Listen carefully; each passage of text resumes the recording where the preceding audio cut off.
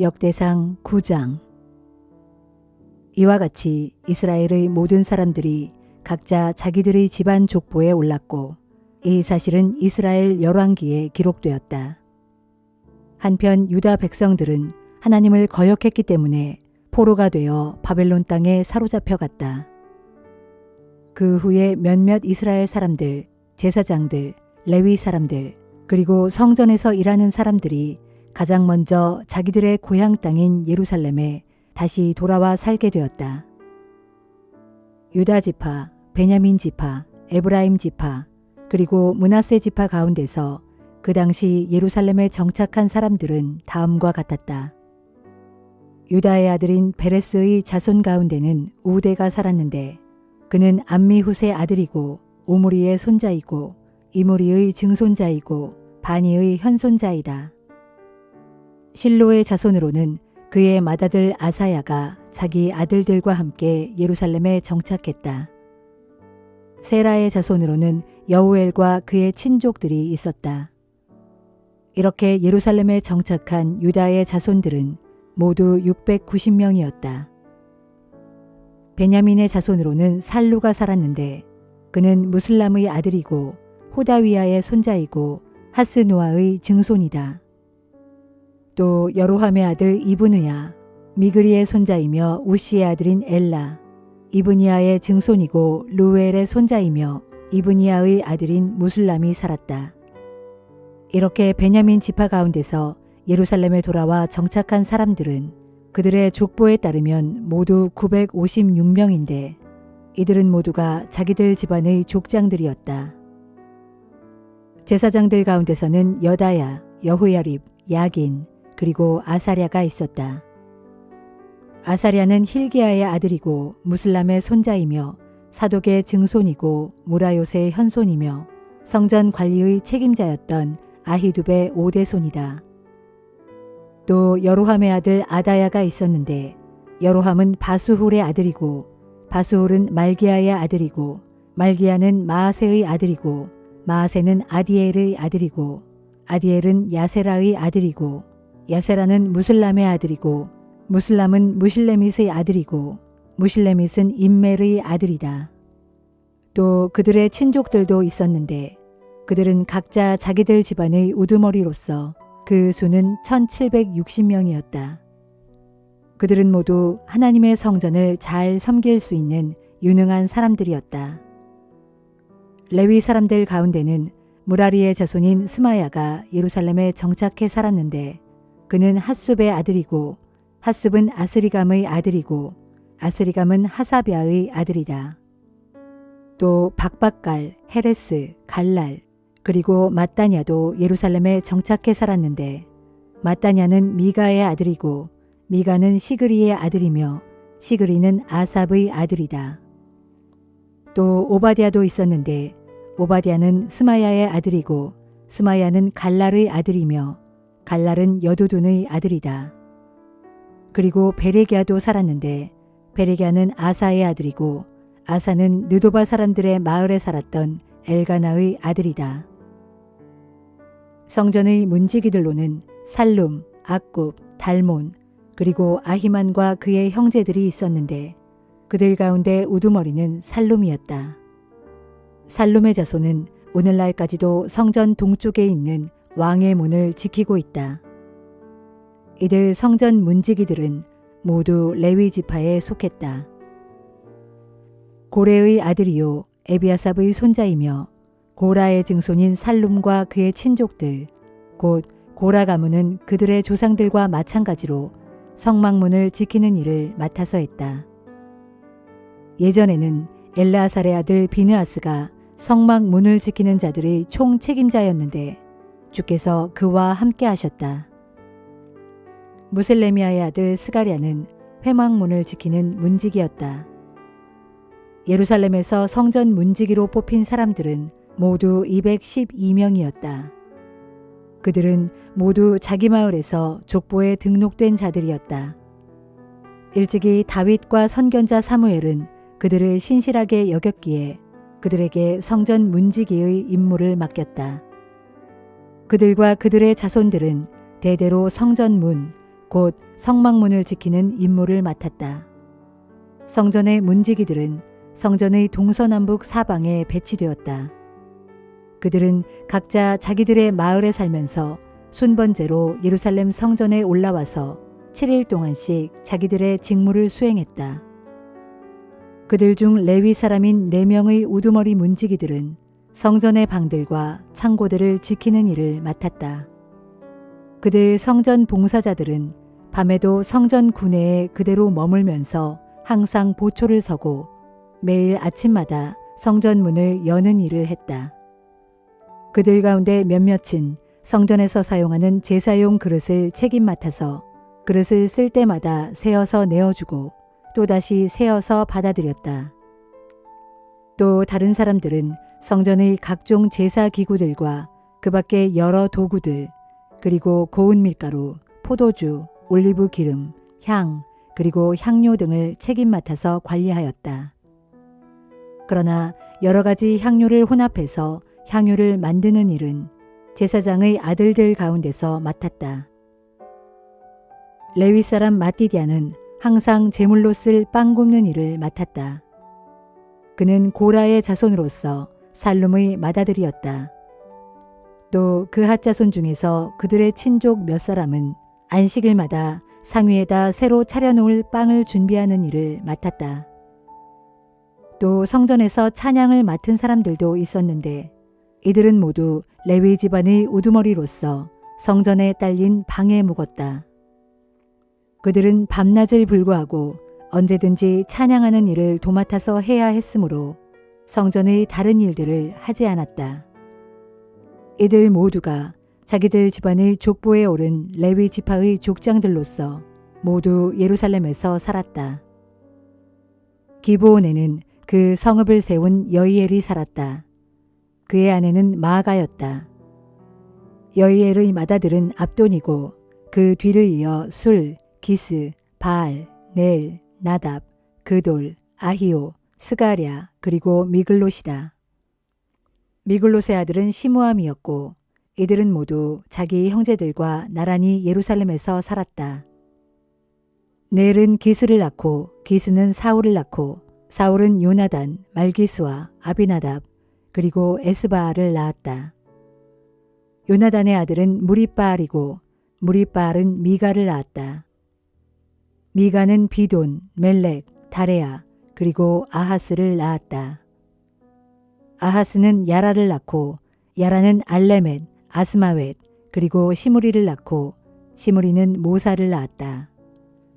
모사는 비느아를 낳고 비느아는 르바야를 낳고 르바야는 엘르아사를 낳고 엘르아사는 아셀을 낳았다. 아셀은 6 아들을 두었는데 그들의 이름은 아스리감, 보그루, 이스마엘, 스아랴, 오바댜, 그리고 하난이다.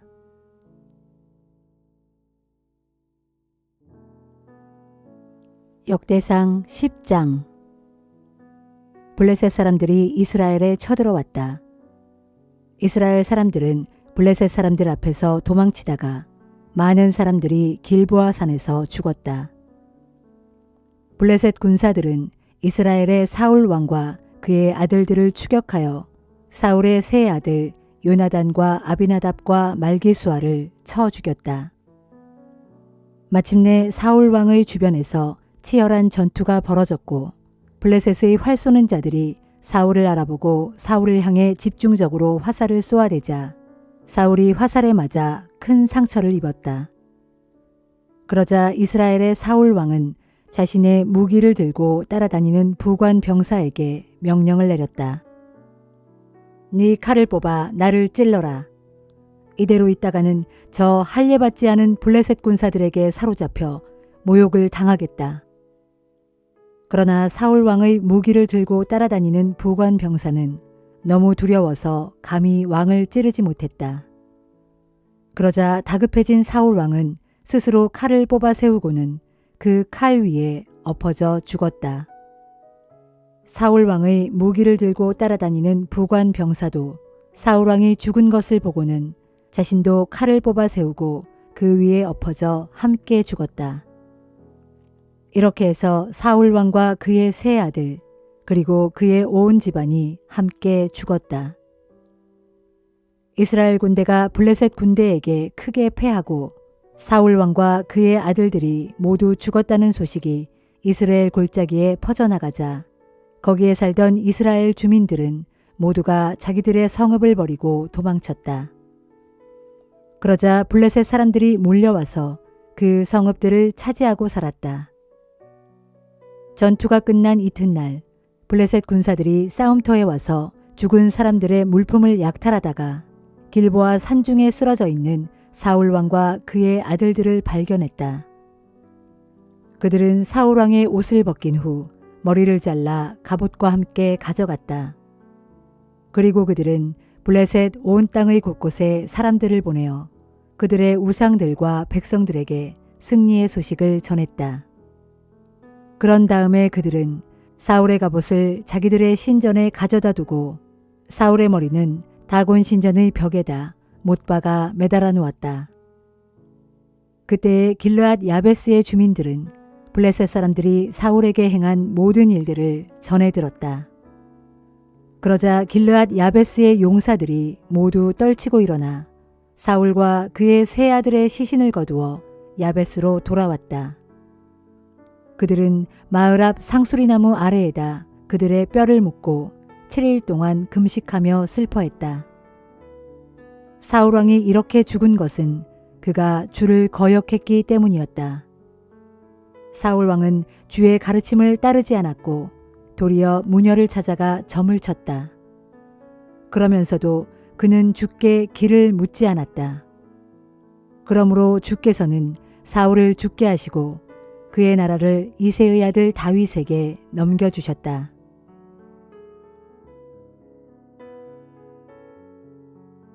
히브리서 12장. 그러므로 형제들이여, 이렇게 구름대처럼 수많은 증인들이 우리를 둘러싸고 있으므로 오늘날 우리도 온갖 무거운 짐들과 쉽사리 얽혀들게 하는 모든 죄악을 다 떨쳐버리고 믿음으로 우리 앞에 놓인 목표를 향해 끝까지 참고 견디며 달려갑시다. 우리는 오직 믿음의 창시자시요 완성자이신 예수만을 바라봅시다. 그분은 자기 앞에 놓여있는 영광스러운 기쁨을 위해 모든 부끄러움을 조금도 개의치 않으시고 십자가의 고통을 견뎌내셔서 마침내 하나님의 보좌 오른편에 앉으셨습니다. 그러므로 여러분은 죄인들의 숱한 배척과 모진 학대를 견뎌내신 예수 그리스도를 항상 생각하면서 믿음의 경주를 달릴 때 낙심하여 지치는 일이 없도록 하십시오. 여러분은 지금 죄의 유혹에 맞서 싸우고 있지만 아직 피를 흘릴 정도로 심한 싸움을 치른 적은 없습니다. 또한 여러분은 하나님께서 여러분을 자녀로 대하시면서 하신 격려의 말씀을 잊어버렸습니다. 말씀하시기를 내 아들아 주의 징계를 가볍게 여기지 말고 주께서 너를 책망하시더라도 결코 낙심하지 말라. 주께서는 자기가 사랑하시는 사람들마다 징계하시고 자기 자녀로 받아들이신 사람들마다 채찍질 하시기 때문이다 라고 하시지 않았습니까? 그러므로 힘든 일이 있어도 그 고난을 우리를 연단시키는 주의 징계로 받아들이고 참으며 견뎌냅시다. 하나님께서는 여러분을 자녀들로 대하고 계십니다. 부모라면 응당 징계를 통해 자녀들을 연단시키는 법입니다. 이와 같이 자녀라면 누구나 징계를 받습니다. 그런데도 만일 여러분이 주께 그런 징계를 받지 않는다면 여러분은 그분의 진짜 자녀가 아니라 단지 사생아일 뿐입니다. 우리는 육신의 부모가 우리를 징계하여도 그분들을 존중하고 공경합니다. 그렇다면 하물며 우리 영혼의 아버지께는 더욱더 복종하며 살아야 하지 않겠습니까? 또 육신의 아버지는 자신이 좋다고 생각하는 방식에 따라 잠시 동안 우리를 연단시키지만 하나님께서는 우리의 유익을 위해 우리를 연단시켜 마침내 그분의 거룩함에 동참하게 하십니다. 무릇 징계를 통해 연단을 받을 당시에는 누구든지 즐겁지 아니하고 괴롭다고 생각합니다. 그러나 그런 과정을 통해 연단을 받은 사람들은 삶 속에서 의와 평강의 열매를 맺게 됩니다. 그러므로 여러분은 지쳐 늘어진 손과 연약하여 떨리는 무릎을 강하게 일으켜 세우고 여러분의 두 발로 똑바른 길을 힘차게 걸으십시오. 그러면 비록 절름거리는 다리를 가진 사람일지라도 넘어지지 않고 오히려 낫게 될 것입니다. 모든 사람들과 더불어 평화롭게 살도록 힘쓰고 거룩한 생활을 열심히 추구해 나가십시오. 누구든지 거룩해지지 않고서는 아무도 주님을 뵐 수 없기 때문입니다. 아무도 하나님의 은혜에서 떨어져 나가는 일이 없도록 삼가 자신을 늘 살피고 또한 여러분 사이에 독초가 생겨나서 문제를 만드는 일이 없도록 잘 단속해서 그로 인해 많은 사람들이 피해를 입는 일이 없도록 주의하십시오. 또한 성적인 문란함에 빠지지 말고 그 옛날 야곱의 형 에서처럼 세속적인 불신앙의 사람이 되지 않도록 조심하십시오. 에서는 팥죽 한 그릇에 장자의 권리를 야곱에게 팔아넘긴 사람입니다. 여러분도 잘 알다시피 그 뒤에 에서는 아버지에게 장자의 축복을 받으려고 계속 매달렸지만 거절당했습니다. 후회의 눈물을 줄줄 흘리면서 축복을 간구했지만 이미 때가 늦었기에 회개의 기회를 얻지 못했습니다.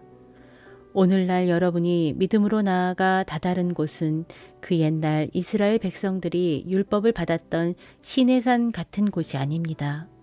곧 육신으로 나아가 손으로 만져볼 수 있고 맹렬한 불이 타오르고 검은 구름과 흑암이 뒤덮고 폭풍이 세차게 일고 나팔 소리가 크게 울리고 두렵고 큰 음성이 들려오는 그런 곳이 아닙니다. 그때의 시내산에서 그 음성을 들은 이스라엘 백성들은 더 이상 하나님께서 자신들에게 계속 말씀하시지 않기를 엎드려 빌었습니다. 그것은 비록 짐승일지라도 이 산에 닿으면 돌로 쳐 죽여야 한다 라고 하신 하나님의 명령을 그들이 도무지 감당할 수 없었기 때문입니다. 심지어 그 광경을 본 모세마저도 얼마나 무서웠던지 나는 너무 두렵고 떨린다 라고 고백했습니다. 그러나 오늘날 여러분이 믿음으로 다다른 곳은 시내산이 아니라 시온산입니다. 곧 살아계신 하나님의 도성인 하늘나라의 예루살렘입니다. 정녕 오늘날 여러분이 다다른 그곳에는 수많은 천사들의 무리와 그 이름이 하늘나라에 등록된 장자들의 교회와 모든 민족을 심판하시는 하나님과 이미 완전해진 의인들의 영혼과 새 언약의 중보자이신 예수 및 아벨의 피보다 더 크고 나은 효력을 발한 예수께서 뿌리신 속죄의 피가 있는 곳입니다. 그러므로 여러분은 부디 여러분에게 말씀하시는 분을 거역하지 않도록 조심하십시오. 옛적 이스라엘 사람들이 땅에서 경고한 모세를 거역하고도 그 형벌을 피할 수 없었거늘 하물며 오늘날 우리가 하늘에서 우리에게 경고하시는 하나님의 말씀을 거역한다면 어찌 그 형벌을 피할 수 있겠습니까? 그때 시내산에서 발하신 하나님의 음성은 온 땅을 뒤흔들었지만 이제는 하나님께서 경고하시기를 내가 한 번 더 땅뿐만 아니라 하늘까지도 뒤흔들겠다라고 하셨습니다. 여기서 한 번 더라고 하신 말씀은 흔들리는 것들, 곧 이 세상의 모든 흔들리는 피조물들을 다 없애버리시겠다는 뜻입니다. 그렇게 하시는 까닭은 흔들리지 않는 영원한 것들만을 영원토록 남아있게 하시려는 것입니다. 그러므로 오늘날 우리가 흔들리지 않은 영원한 나라를 받게 된 것에 진정 감사를 드리면서 경건함과 떨리는 마음으로 하나님을 합당하게 섬겨 그분을 기쁘게 해드립시다. 참으로 우리 하나님께서는 모든 것들을 다 태워 없애는 분이십니다.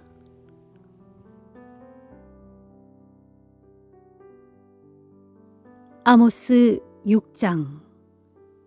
시온성 안에서 안일하게 살고 있는 자들과 사마리아 요새 안에서 아무 걱정 없이 태평하게 살고 있는 자들, 곧 세상의 모든 민족들 가운데서 뛰어나고 유명함으로 뭇 백성들이 따르고 있는 너희 이스라엘의 지도자들아, 너희에게 재앙이 닥칠 것이다.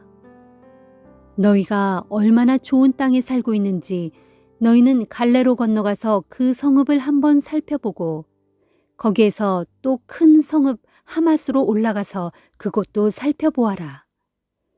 그리고 블레셋 족속의 성읍 가드로 내려가서 그곳도 살펴보아라. 그런 성읍들이 너희 나라보다 더 나으냐? 그들의 땅이 너희의 땅보다 더 넓으냐? 너희는 재앙의 날을 멀리 피하려고 하면서도 너희의 행위는 도리어 그런 폭력의 자리로 가까이 나아가고 있다.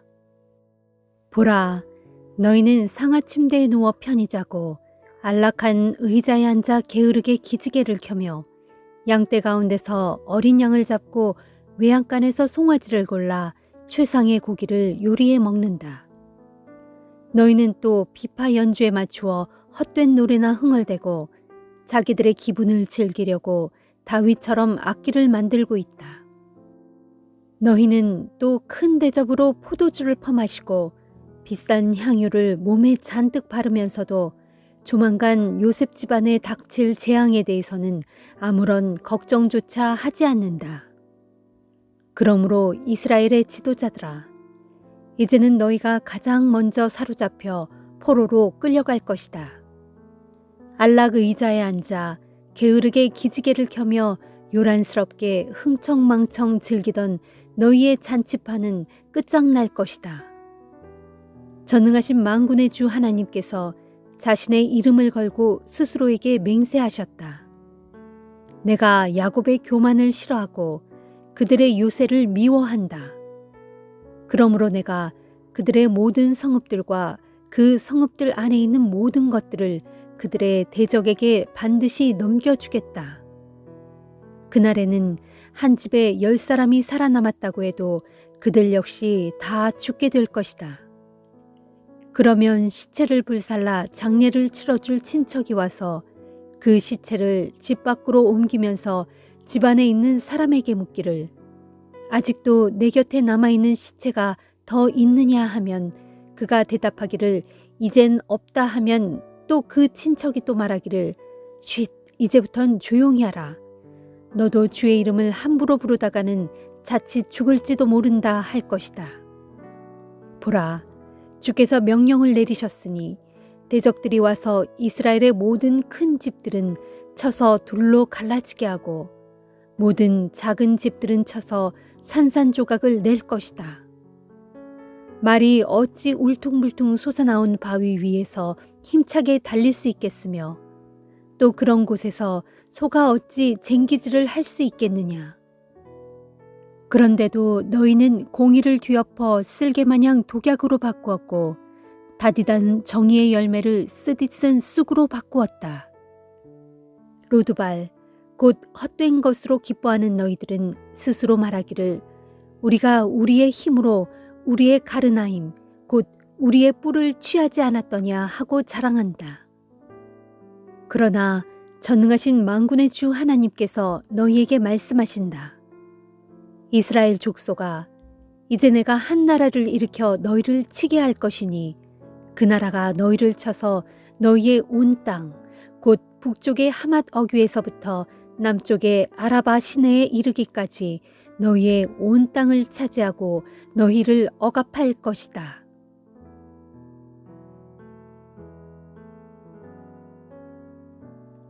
누가복음 1장.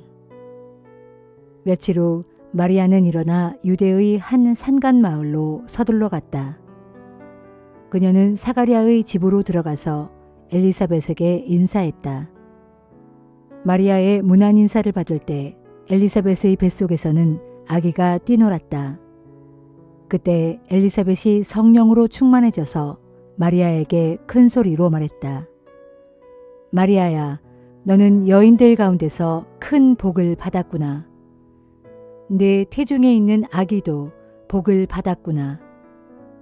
내 주의 어머니께서 나를 찾아주시다니 이 얼마나 영광스러운 일인가. 네가 인사하는 소리를 듣자마자 내 태중의 아기가 기뻐서 뛰놀았다. 주께서 하신 말씀이 다 이루어지리라는 것을 믿는 여인은 참으로 복되도다. 그러자 마리아가 이렇게 찬양하였다. 내 영혼이 주님을 찬양하며 내 주 하나님을 내가 진실로 기뻐함은 주께서 비천한 이 몸을 돌보셨음이라. 이제부터는 모든 세대가 나를 축복받은 자라 하리니 전능하시고 거룩하신 그분께서 내게 큰 일을 행하셨음이라. 그분의 자비가 그분을 경외하는 모든 자들에게 대대로 있으리로다. 그분은 강하신 팔로 능력을 베푸시고 교만한 자들을 산산이 흩으셨도다. 그분은 왕들을 그들의 보좌에서 끌어내리시고 비천한 자들을 높이 올리셨도다. 그분은 굶주린 자들을 기름진 것으로 배불리 먹여주시고 부요한 자를 빈손으로 돌려보내셨도다. 그분께서 자기 종 이스라엘을 도우셔서 자비를 베푸시겠다는 약속을 잊지 않으셨도다. 우리 조상 아브라함과 그의 후손에게 약속하신 대로 그분의 자비는 그분의 백성들 위에 영원토록 있으리라. 마리아는 석 달쯤 엘리사벳과 함께 지낸 뒤 나사렛의 자기 집으로 돌아갔다. 마침내 사가랴의 아내 엘리사벳은 달이 차서 아들을 낳았다. 그 소식은 이웃과 친척들에게 금세 퍼져나가 모두가 주께서 그녀에게 베푸신 큰 은혜로 인해 다 함께 기뻐하였다. 아기가 태어난 지 8회째 되는 날, 사람들이 할례의식을 치르기 위해 모였다. 사람들은 아버지의 이름을 따라 그 아기의 이름을 사가랴로 지으려 했다. 그러나 엘리사벳이 큰 소리로 말했다. 안 됩니다. 요한이라고 불러야 합니다. 사람들이 말했다. 당신 집안에는 그런 이름을 가진 사람이 아무도 없지 않소. 그래서 사람들은 아기 아버지에게 손짓으로 물어보았다. 그러자 사가랴가 손짓으로 서판을 달라고 한 뒤 아기의 이름은 요한이다 라고 쓰자 모두가 깜짝 놀랐다. 바로 그 순간 사가랴의 입이 풀려 다시 말을 할 수 있게 되자 그는 하나님을 찬양했다. 이웃 사람들은 모두가 크게 놀랐고 이 소문은 유대 산골에 두루 퍼져나갔다. 그 소문을 들은 사람들은 다들 놀라워하며 이 아기가 장차 어떤 사람이 될까 하고 궁금하게 여겼다. 주의 손길이 그 아기와 함께하고 있는 것이 분명했기 때문이었다. 그 무렵 요한의 아버지 사가랴가 성령이 충만하여 이렇게 예언했다. 주 이스라엘의 하나님을 찬양하라. 주께서 자기 백성에게 오셔서 그들을 해방시키셨도다. 자기 종 다윗의 가문에서 구원의 뿔을 높이 들어 올리셨도다. 오래 전부터 자기의 거룩한 예언자들을 통하여 약속하신 그대로 주께서 우리를 원수들에게서 구원하시고 미워하는 자들의 손에서 건지셨도다. 우리 조상에게 자비를 베푸시고 자기의 거룩한 약속을 기억하셨도다. 이것은 주께서 우리에게 주시려고 우리 조상 아브라함에게 하신 맹세이니 우리를 원수들에게서 건져주시고 두려움 없이 하나님을 섬기게 하시며 우리를 거룩하고 의롭게 만드셔서 평생 동안 주 앞에서 살아가게 하셨도다. 너 아가야, 너는 가장 높으신 분의 예언자라 불리게 되리니 네가 주보다 앞서서 주를 위해 길을 예비하겠음이라. 너는 주의 백성에게 죄사함을 받아 구원에 이르는 길을 가르쳐 주리라. 우리 하나님의 사랑과 자비로 인하여 드높이 떠오른 태양이 어둠과 죽음의 그늘에 앉아 있는 자들에게 빛을 비추고 우리의 발을 평강의 길로 인도하시리라. 아기는 자라면서 날로 심령이 강건해졌고 이스라엘 백성들 앞에 공개적으로 나타날 때까지 광야에서 홀로 살았다.